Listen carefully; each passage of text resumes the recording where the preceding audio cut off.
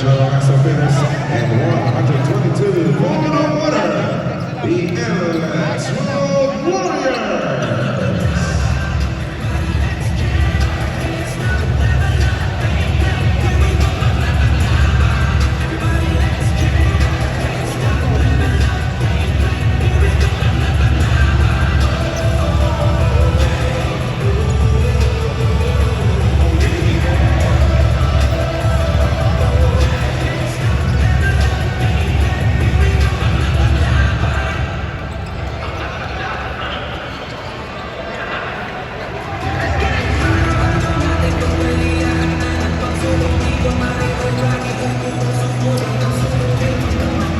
Okay mga PBA, oras na para sa ating PBA player shout-out. Kasama natin ngayon Cyrus Torres of the LX Road Warriors. Congratulations on an impressive win. Kailangan ninyong makuha ang panalo nito, Cyrus. At napakaganda namang nilalaro mo.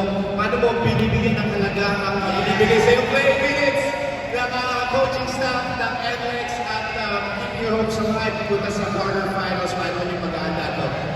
Siguro, yun nga sa ating mga coaches na important talaga yung mga games namin na yung hope namin hindi makakala yung trust natin yung mga coaches na binibigay sa akin siyempre yung pinag-important kaya yung mga nilang for sure galing yan sa mga binibigay mo yan sa mga coaches.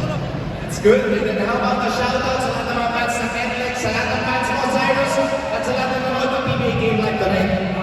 Shoutout sa family ko, dito si mama ko, ate ko, papa ko, and yung girlfriend ko sa Cebu, sa family niya, and sa NLEX family,